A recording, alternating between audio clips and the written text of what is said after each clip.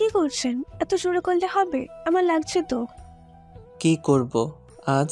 এটা তো বের হচ্ছে না, তাই একটু জোরে দিতে হচ্ছে। সরি, একটু সহ্য করো, বের হয়ে যাবে। সেই কখন থেকেই তো বলছেন একটু জোরে দিলেই হয়ে যাবে, একটু জোরে দিলেই হয়ে যাবে, এক্ষুনি হয়ে যাবে। কিন্তু হচ্ছে কোথায়? কিছুই তো হচ্ছে না। আমার মনে হচ্ছে আপনি ইচ্ছে করে লেট করছেন আর আমায় কষ্ট দিচ্ছেন। আমি ইচ্ছে করে এমনটা কেন করব? আজ আমাদের বাসর রাত, আর আমি এই রাতে কি ইচ্ছে করে লেট করতে পারি? হুম, পারেন। কারণ আপনি লেট করে আমায় কষ্ট দিয়ে মজা পাচ্ছেন। আপনি আস্ত একটা ফাজিল। আপনাকে চেনা এখনো বাকি আছে আমার। উফ তনু, এত নড়াচড়া করে না। তুমি নড়াচড়া করলে আমার সমস্যা হয়। এমন নড়াচড়া করলে কিন্তু লেট হবে। তন্ময়ের কথা শুনে তনু আর নড়াচড়া করল না। আজ তন্ময় আর তনুর বাসর রাত। অন্য সবার মতোই তন্ময় আর তনুর এই রাতটাকে নিয়ে অনেক আশা ইচ্ছে ছিল, কিন্তু তন্ময়ের জন্যই মনে হচ্ছে সব কিছু ভেস্তে যাবে। আসলে তন্ময় বাসর ঘরে এসে তনুর ঘোমটা মুখের উপর থেকে সরিয়ে তনুকে নিজের বাহুর সাথে শক্ত করে জড়িয়ে ধরে। যখন তন্ময় তনুকে জড়িয়ে ধরে ঠিক তখনই ভুল করে তন্ময়ের জামার সাথে তনুর কানের দুল আটকে যায়। আর শুধু আটকে যায় তেমনটা নয়, একটু অদ্ভুতভাবে সেই দুলটা তন্ময়ের বুকে বিঁধে গেছে। এখন তন্ময় যখনই দুইটাকে স্পর্শ করে ঠিক তখনই তন্ময়ের বুকে দুলটা আরও শক্ত করে বিঁধে যায়। তনু শুধু তনু সেটা জানে না যে তার কানের দুল তন্ময়ের বুকটাতে ক্ষত করে দিয়েছে। তাই তনু বেশ বিরক্ত বোধ করছে লেট হচ্ছে বলে। তন্ময় আরও কিছু সময় চেষ্টা করতেই তনু চরম বিরক্তি মাখা কণ্ঠে তন্ময়কে উদ্দেশ্য করে বলল, আর কতক্ষণ লাগবে বলুন তো? উফ, কানটা মনে হচ্ছে ছিঁড়েই যাবে। এই তো হয়ে গেছে। তন্ময় নিচের বুকের সাথে লেগে থাকা তনুর কানের দুলটা ছাড়িয়ে নিল। তনু তন্ময়ের বুকের থেকে মাথাটা তুলে নিতেই নিচের কানে হাত রাখল। তনুর কানটা একদম লাল হয়ে গেছে। তন্ময় নিচের বুকে হাত দিয়ে আছে, হয়তো ব্যথাও অনুভব হচ্ছে তার। তনু নিচের কানের উপর থেকে হাত নামিয়ে নিতেই দেখল তার হাতের উপর কিছুটা রক্ত লেগে আছে। তনু নিজের হাতে রক্তবিন্দু দেখে বেশ চমকে উঠল। নিজের কানে ভালো করে হাত বুলিয়ে দেখল, না, এই রক্ত তার কান থেকে আসেনি। তনু প্রশ্নসূচক দৃষ্টিতে তন্ময়ের দিকে তাকিয়ে জিজ্ঞেস করল, আমার কানের দুলের উপর রক্ত আসলো কেমন করে? এই রক্তটা তো আমার নয়। ওই আর কি হবে, হয়তো আমার বুক থেকে লেগে গেছে। ছাড়ো তো এইসব। মানে? আপনার মুখ থেকে লেগেছে মানে কি? দেখি দেখি কি হয়েছে। তনু কথাটা বলতেই তন্ময়ের বুকের উপর থাকা জামাটা খুলে নিল আর তন্ময়ের বুকের উপর দৃষ্টি বুলিয়ে পরীক্ষা করতে লাগলো। ক্ষতটা বেশ গভীর হয়েছে। ক্ষতটা দেখে তনু তন্ময়ের দিকে করুণ দৃষ্টিতে তাকিয়ে বলল, এই সব কি করে হলো? আর আপনি আমায় কিছু বললেন না কেন? আপনি এমন কেন বলুন তো? কতটা ছিঁড়ে গেছে দেখছেন? কতটা রক্ত বের হচ্ছে? এখনই কিছু একটা করতে হবে। মেডিসিন কোথায় আছে আমায় বলুন, আমি মেডিসিন নিয়ে আসছি। আরে তনু, এতটা বিচলিত হবার কোনো ব্যাপার নেই। একটু ছিঁড়ে গেছে, ও তেমন কিছু না, ঠিক হয়ে যাবে। আপনি আর কিছু বলিয়েন না, যেটা বলছি সেটা বলুন। মেডিসিন কোথায় আছে? ওই যে টেবিলের উপর রাখা আছে। আপনি শুয়ে পড়ুন, আমি মেডিসিন নিয়ে আসছি। একদম চুপটি করে শুয়ে পড়ুন, বুঝলেন? ঠিক আছে। তনু তন্ময়কে বিছানায় শুইয়ে দিয়ে দ্রুত টেবিলের দিকে ছুটে গিয়ে মেডিসিন নিয়ে আসে। মেডিসিনটা তন্ময়ের বুকে আলতো হাতে দিতে লাগলো। তন্ময় এক দৃষ্টিতে তনুর দিকে অপলক দৃষ্টিতে তাকিয়ে আছে। সত্যি মেয়েরা মায়ের জাত, ভালোবাসার কদর করতে জানে তারা। তন্ময় নিজের বুকের মধ্যে একটু ব্যথা অনুভব করতেই মৃদু শব্দ করে উঠল। তনু শব্দটা শুনতেই তন্ময়কে উদ্দেশ্য করে বিচলিত কণ্ঠে বলে উঠল। তনুর কথার বিপরীতে তন্ময় মুচকি হেসে বলল, কি হয়েছে? সরি, আমি ইচ্ছে করে আপনাকে কষ্ট দিতে চাইনি। বলুন আমায়, কোথায় কষ্ট হচ্ছে আপনার? তন্ময়ের কথা শুনে তনু হেসে ফেলল। কোথায় আবার? বুকেই ব্যথা হচ্ছে। তুমি কি দেখতে পাচ্ছ না আমার ব্যথাটা? এই যে বুকের মধ্যখানে বেশ ব্যথা হচ্ছে। ব্যথা তো দেখা যায় না, অনুভব করতে হয়। তাই? তবে একটু অনুভব করো না। এই বুকের মধ্যে মাথাটা রেখে দেখো, কত বছরের শূন্যতা এই বুকের মধ্যে রয়েছে। সকল শূন্যতা তোমার জন্য অপেক্ষা করছে। একটু পূর্ণতার পরশ দাও না, প্লিজ। সত্যি একটা অচেনা মানুষ তার এতটা আপন মনে হচ্ছে কেন? সেটা নিজেও বুঝতে পারছে না। তন্ময়ের সাথে তনুর পরিচয় হয়েছে মাত্র 1 সপ্তাহ। এই 1 সপ্তাহের মধ্যে তনুর মনে হচ্ছে এই পরিচয় যেন 1 সপ্তাহের নয়, বরং যুগ যুগ আগে থেকেই তাদের এই পরিচয়। নিজের সবথেকে আপন মানুষটি তার সামনে আছে। তনু আর কিছু ভাবল না, ঝাঁপিয়ে পড়ল তন্ময়ের শূন্য বুকের উপর। এই বুকটার মধ্যে যে রয়েছে স্বর্গ সুখ। তনু আর এক মুহূর্তও চায় না সেই স্বর্গ সুখ থেকে বঞ্চিত হতে। তনু তন্ময়ের বুকে আসতেই তন্ময় তনুকে শক্ত করে জড়িয়ে ধরল আর মৃদু কণ্ঠে বলল, সারা জীবন এইভাবে আমার বুকে থাকবে তো? কখনো কোনো কারণে আমার একা করে যাবে না তো? বিশ্বাস করো তনু, আমি ভালোবাসা চাই, প্রচুর ভালোবাসা। ভালোবাসার কাঙাল আমি। আমাকে একটু ভালোবাসা দিবে তুমি, প্লিজ? আমি কখনো কোনো পুরুষকে নিজের জীবনের সাথে জড়াইনি। কেন জানেন? কারণ আমি চাইতাম একজন পুরুষ আমার জীবনে আসবে আর আমি তাকে নিজের সবটা উজাড় করে ভালোবাসা দিব। বিনিময়ে সেও আমায় অনেক ভালোবাসা দিবে। আমি আপনার জীবনে এসেছি আপনাকে ছেড়ে যেতে নয়, বরং সারাটা জীবন ভালোবাসা দিয়ে আপনার হাত জোড়া শক্ত করে ধরে রাখতে। আমিও আপনাকে ভালোবাসি তন্ময়, জানি না কেন, তবে আপনাকে ছাড়া আমি থাকতে পারবো না কখনো। তনুর কথা শেষ হতেই তন্ময় তনুর কপালে নিজের ঠোঁটজোড়া ছুঁয়ে দিল। তনু প্রথম নিজের কপালে আরও ভালোবাসার পরশ পেয়ে নিজের চোখজোড়া পরম আবেশে বন্ধ করে নিল। তন্ময় তনুর থুতনিটা উঁচু করে তনুর চোখ বরাবর নিজের দৃষ্টি নিক্ষেপ করল। তনু তন্ময়ের এই দৃষ্টিতে ভীষণ লজ্জা পেয়ে যায়। লজ্জায় নিজের মুখটা নামিয়ে নিতে চেষ্টা করতেই তন্ময় না সূচক মাথা নাড়ল।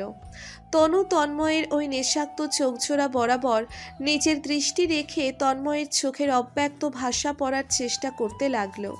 এই অব্যক্ত ভালোবাসার কথাগুলো আজ চিৎকার করে একটা কথাই বলতে চায়, হ্যাঁ তনু, আমি তোমায় ভালোবাসি, নিজের থেকেও অনেকটা বেশি।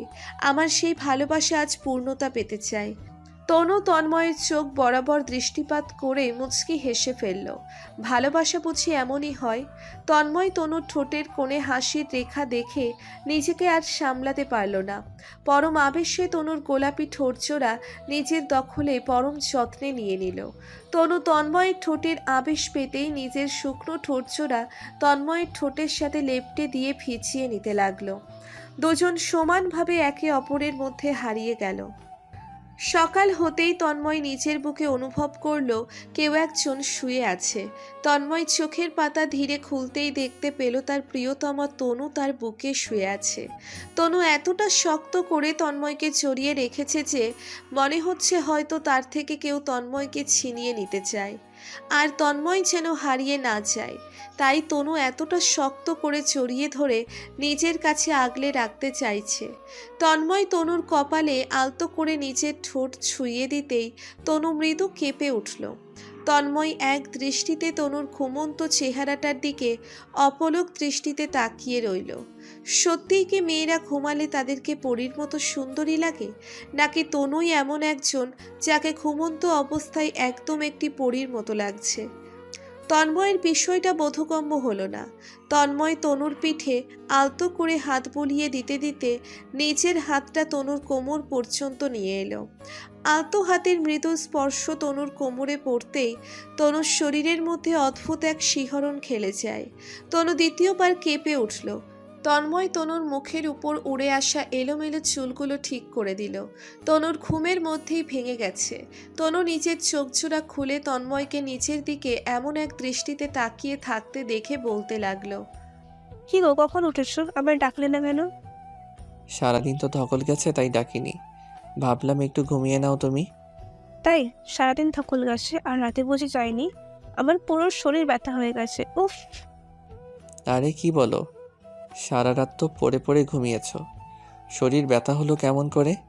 তোমার মতো স্বামী যার থাকে তার কি শরীর ব্যথা হওয়ার উপায় আছে বলো? ও মা, তাই?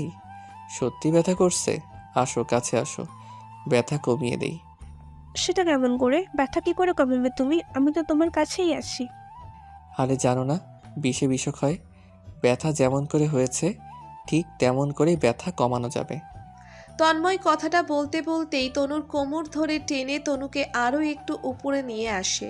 তনু তন্ময়ের বুকে হাত রেখে তন্ময়কে উদ্দেশ্য করে বলতে লাগলো, এই তন্ময়, একদম না, আমার শরীর ব্যথা হয়ে আসে। আর না, আবার পরে। উফ জান, আমি তো তোমার ব্যথা কমানোর জন্যই তোমায় আদর করতে চাচ্ছি, যাতে করে ব্যথা একদম ভ্যানিশ হয়ে যায়। না না, এতে ব্যথা আরো বাড়বে, কমবে না তো একটু। তুমি বড্ড বেশি কথা বলো তো। ওয়েট, কমিয়ে দিচ্ছি। তন্ময় তনুর ঘাড়ে মুখ ডুবিয়ে দিল। তন্ময়ের গালের খোঁচা খোঁচা দাড়িগুলো তনুর ঘাড়ে ঘষতে লাগলো।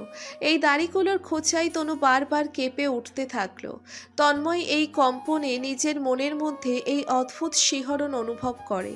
তন্ময় মুখে মুখে না না করলেও আসলে তন্ময়ের এই গভীর স্পর্শ সে খুব ভালোই উপভোগ করে। তন্ময় তনুর ঠোঁটের খনিজের ছোট ছুঁয়ে পুনরায় গভীর চুমু খেতেই দরজায় কেউ একজন বেশ শব্দ করে নক করলো। তনু দরজায় নক করার শব্দ পেতেই লাফিয়ে উঠল। তন্ময়ের ঠোঁটের উপর থেকে ঠোঁট সরিয়ে নিল তনু। তন্ময় তনুর দিকে হতাশা নিয়ে তাকালো।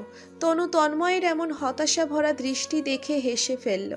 অতঃপর তন্ময়ের বুকের থেকে উঠে গিয়ে দরজাটা খুলতেই তনু দেখতে পায় দরজার ওপারে তন্ময়ের ভাইয়ের স্ত্রী দাঁড়িয়ে আছে। ভাবি তনুর দিকে তাকিয়ে মুচকি হেসে ফেলল, কারণ তনুর ঠোঁটের লিপস্টিক একদম লেপ্টে আছে। আর তনু সেটা খেয়াল না করেই দরজা খুলে ভাবির সামনে চলে আসে। ভাবি তনুকে উদ্দেশ্য করে বলতে লাগলো, কি ব্যাপার মহারানী? বলি সকাল যে সেই কখন হয়ে গেছে, তা কি আপনার খেয়াল আছে? এখনো রোম্যান্স শেষ হয়নি? না ভাবি, আসলে আমি একটু বেশি ঘুমিয়ে ফেলেছি, তাই উঠতে গিয়ে লেট হয়ে গেছে। তাই উঠতে লেট হয়েছে? নাকি রোম্যান্স শেষ হচ্ছে না?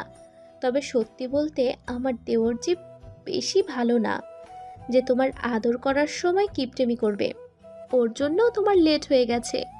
তা তনু, এখন যাও ফ্রেশ হয়ে নাও, আমি তোমার বর মহাশয়কে একটু জ্বালিয়ে নেই। ভাবির কথা শুনে তনু রীতিমতো ভীষণ লজ্জা পেয়ে যায়। আর পাবেই বা না কেন বলুন? নিজের অবস্থা ভাবির সামনে গিয়ে বুঝতে পারে সে, তাই একটু লজ্জা পেয়ে যায় তনু। তনু দরজার সামনে থেকে সরে গিয়ে ফ্রেশ হতে চলে যায়। ভাবি তন্ময়ের সামনে এসে বলতে লাগলো, কি গো ভাই, তোমার কি কোনো কাণ্ডজ্ঞান নেই? নতুন বউকে নিয়ে পড়ে থাকলে হবে? বাড়িতে এত কাজ আছে, ওইসব তো করতে হবে নাকি? আরে ভাবি, তুমিও না ভুল সময় ভালো কাজের 12টা বাজাতে চলে এসেছো। উফ, আর 10টা মিনিট পরে আসলেই হতো। সব শেষ করে দিলা। আমি সব শেষ করে দিয়েছি। রাতে কি করেছো? এইভাবে বললে আমি উত্তর কেমন করে দেই বলো তো ভাবি? আমার বুঝি লজ্জা করে না? ওরে আমার লজ্জাবতী গাছটা রে, কত লজ্জা পাও তা আমার জানা আছে। ভুলভাল ব্যাকরণ তোমায় শিখাই কে, সেটাই বুঝি না আমি। আমি লজ্জাপতি কি করে হব? হয়েছে হয়েছে, এখন থেকে নিজের বউকে একটু কম আদর করো, বুঝলে? মেয়েটার কথাও একটু ভাবো, ফাজিল একটা। ভাবি কথাটা শেষ করতেই তন্ময়ের রুম থেকে চলে যায়। তন্ময়ও বিছানা থেকে উঠে পড়ে। তনু ফ্রেশ হয়ে বাহিরে আসতেই তন্ময় তনুকে জড়িয়ে ধরে তনুর ঠোঁটে চুমু খেতে থাকে। তনু তন্ময়ের এমন অদ্ভুত কাজে আবারও অবাক হয়ে যায়। প্রশ্নসূচক দৃষ্টিতে তন্ময়ের উদ্দেশ্যে বলে, এই কি শুরু করেছো তুমি? মানে আমার একটু আড়াল হতে দিতে চাও না? একটু আগে ভাবির কথা শুনে গেল, ভাল লেগেছে তাই না? এখন ছাড়ো তো, তোমার এই রোমান্টিক অত্যাচারে আমি অতিষ্ঠ প্রায়। একটু বেশি ভালোবাসি বলে আজ এটা বলতে পারলে তুমি? ঠিক আছে, যাও, আর আদর করতে আসবো না আমি। ফাজিল, কথাটা মনে রাখবে। আবার একটু পরে ভুলে গিয়ে আদর করতে চলে এসো না, আমি নাস্তা নিয়ে আসছি। কাজ শেষ করে দেখবো কত আদর করতে পারো। আসছি। তনু নিজের ভেজা চুলগুলো ঝাপটা দিয়ে তন্ময়ের সামনে দিয়ে চলে যায়। তন্ময় তনুর ভেজা চুলগুলো দেখে নিজের বুকের উপর হাত রেখে নিজেকে সংযত রাখার চেষ্টা করে। তন্ময় আর তনুর মতো ভালোবাসা আমাদের চারপাশে তেমন একটা দেখা যায় না। খুব অল্প লোক আছে যারা একজনকে নিয়ে নিজের লাইফটা পার করার আর একজনকে নিয়ে ভালো থাকার চেষ্টা করে।